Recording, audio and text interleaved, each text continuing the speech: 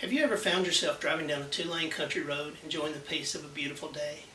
Then suddenly you see another car coming from the opposite direction and they appear to be using their lane and yours too. Closer and closer they barrel towards you as if they can't even see you.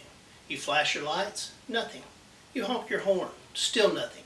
As you prepare to take the ditch or even get hit head on, you try one last time with the horn and lights. And at the very last second, the approaching car jerks back into its lane, and as they roll by, you see a cell phone in one hand, while the other hand seems to be attempting to communicate with you through the use of their middle finger.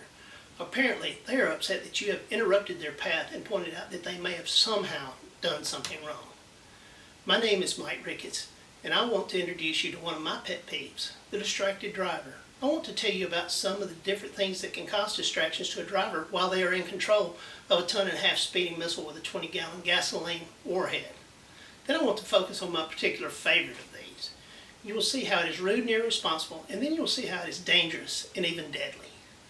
We all drive and we all encounter distractions while driving. Maybe it's something outside the vehicle like a dog or someone in another car that catches your eye. Maybe it's while we're stopped at a traffic light. It always seems the person with the greatest need to text in their car is always the first person in the turning lane. While I appreciate that you are doing this while you're not in motion, I would also like you to keep an eye on the traffic signal.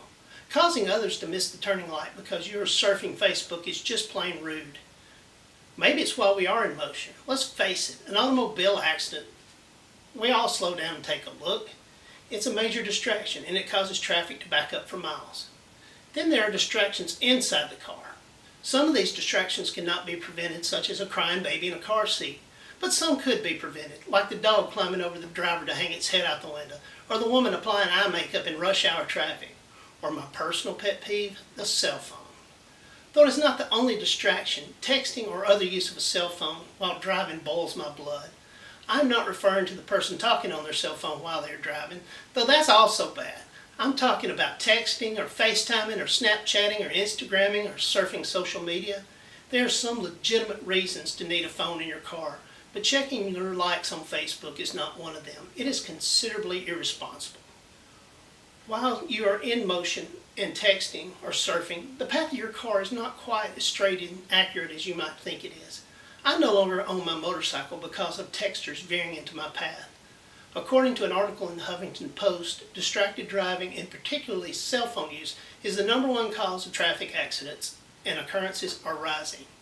Not only is it the #1 cause of traffic accidents, but according to the National Highway Traffic Safety Administration, is the #3 cause of traffic fatalities, only exceeded by drunk drivers and speeders, and its numbers are growing.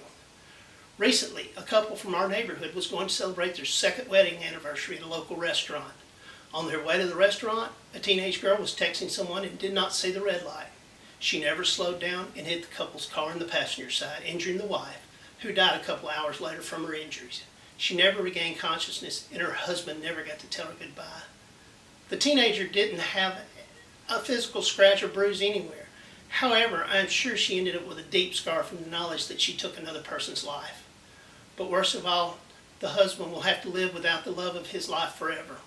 She lost her life because someone else thought it was more important to type LOL than to pay attention to the road and be a safe, responsible driver. No text has ever been more important than a human life. None ever. If you are not worried about your own personal safety while you're operating a car, please have enough respect to worry about the drivers and pedestrians around you. If you want to send me an LOL or an SMH, feel free, but please do not do it while you're driving. My life is not going to end because you didn't comment on something I said, but yours or someone else around you just might. Thank you for your time.